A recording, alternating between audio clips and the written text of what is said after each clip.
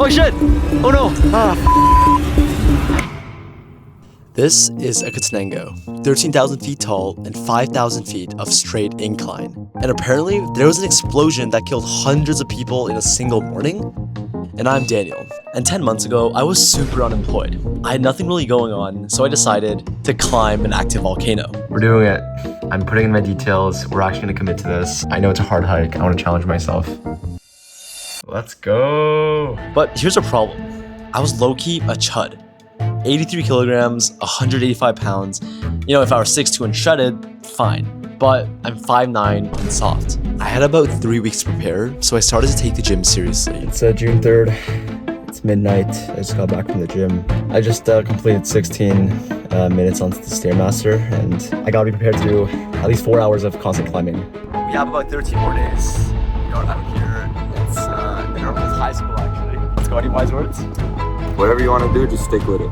And if my mind's stuck to the fact that I'll climb a volcano in 13 days, I'll do it. Then 16 minutes on the Stairmaster turned into 17, 17 turned into 18, 18 to 19, and after 3 weeks of training almost every single day, I started my journey. Good morning. We're all tired because it's 6:30 a.m. in the morning. We slept at like 2 trying to pack. Yeah.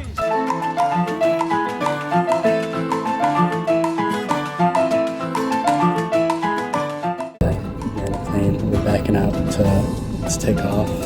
It's exciting. So we just touched down in San Salvador, a 6-hour layover to our next flight. What's something you can do in an airport to kill 5 hours of time?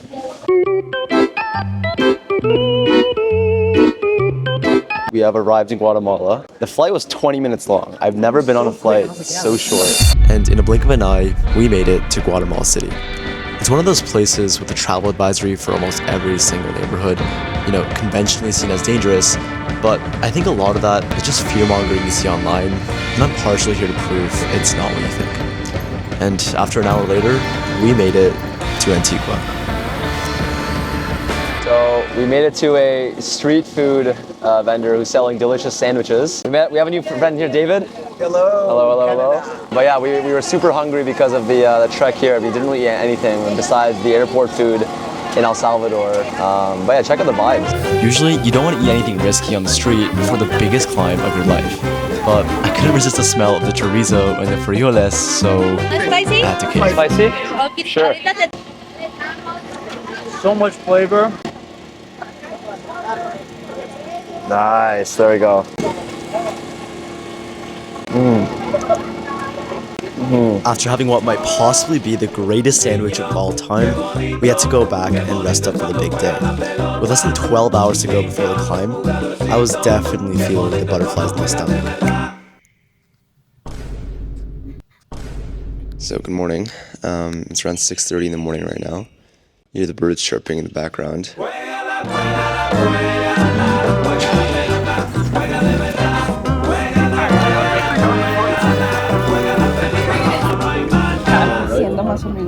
Oh, film boss man? I'm scared.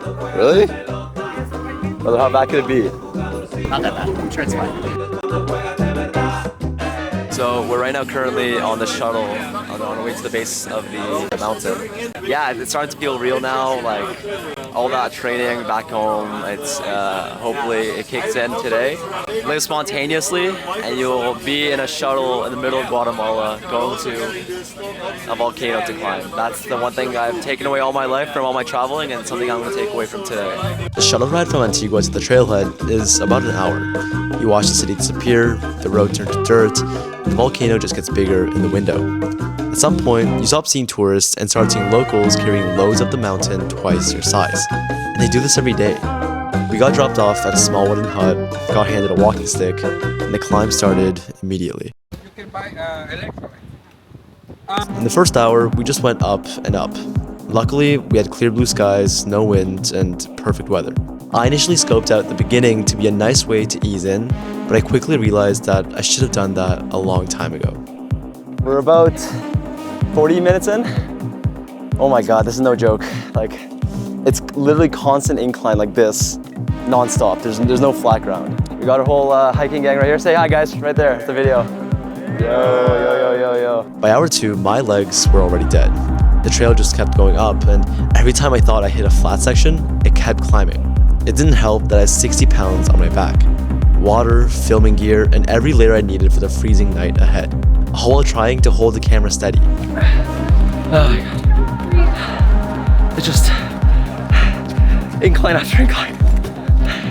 I got this much gear. To make things worse, my hiking boots were 2 sizes too big, but blisters were the least of my concern. Oh my God. So we're, I think 2,700 meters, and I got a watermelon. Oh my God, yo, you got one. We're just about to reach the halfway point, and we're all having lunch now. My goodness. Dude, that was if that's not the hard part, I'm cooked. That was actually so fucked. While Eric blissfully enjoyed his food, a stray dog walked up and licked my chicken. I wasn't gonna catch no rabies on a volcano, so I just gave it to him. And after the absolutely needed break at lunch, we went back to the trail. We're in our last 30 minutes until base camp. Man, like this, physically speaking, this is gonna be the top 3 most difficult things I've done in my life. And in the distance, you hear the volcano erupting. So I believe I trained well for it. You know, like, you know, we exercise every single day, got our cardio up. But this is a different monster. Like, this is something that I never expected. Daniel's gassed. Look at this guy.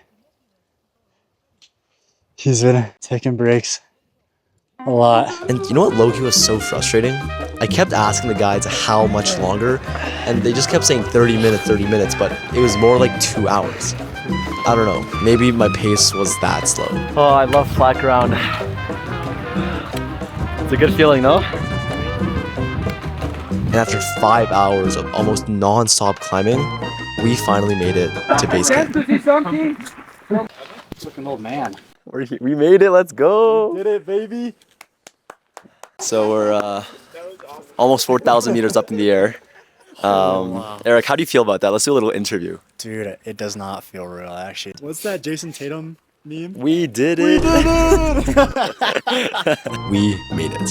And it was crazy. The volcano exploded every few minutes, and seeing the smoke billow from the top was absolutely mind-boggling. It was crazy standing next to something that could kill you, and all you can think is, I hope it explodes again.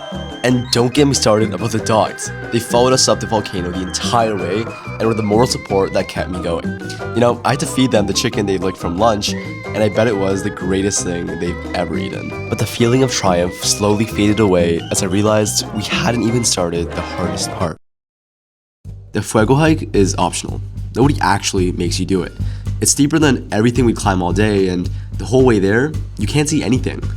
But that's why I chose to do it. Just hear the winds. So cool.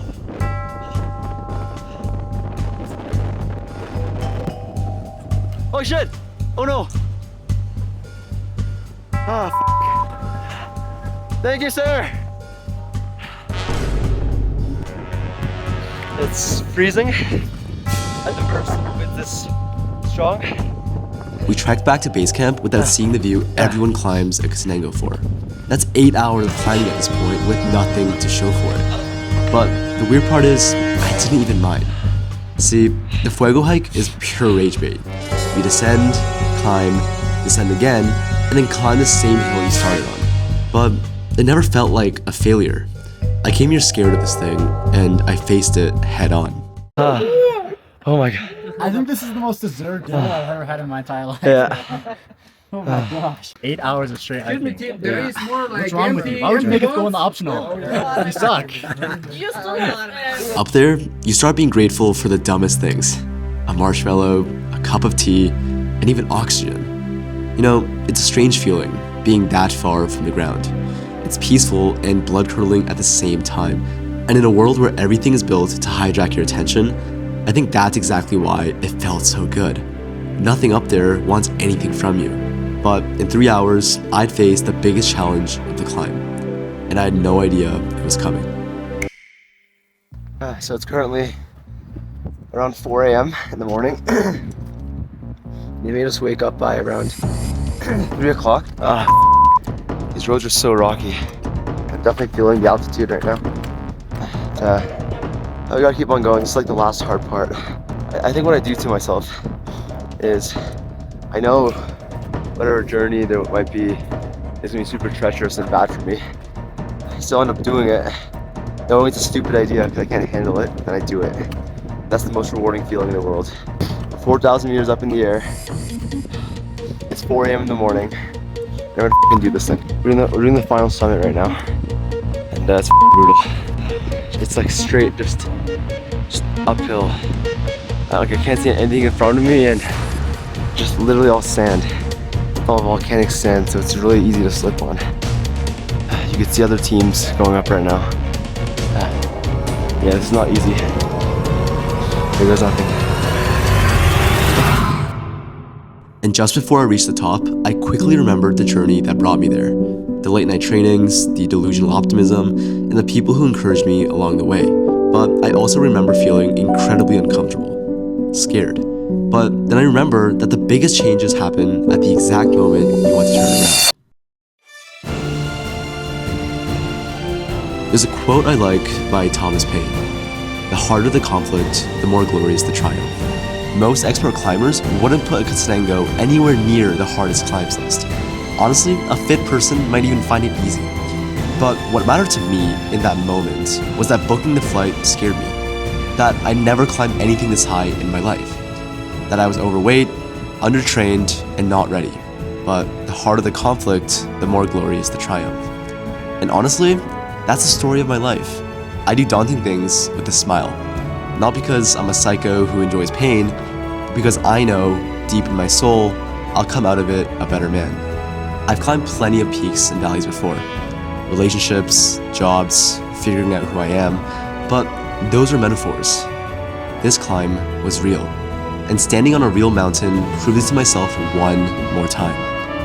I persist until I win.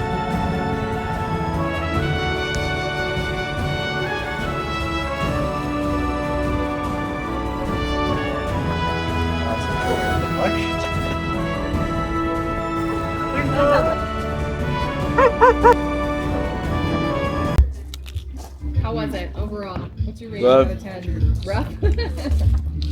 I'll say like if I knew what I was doing, it would be much better for me. Yeah. Like I should have packed less. I should have like worn boots that actually fit me properly. Just imagining the shower.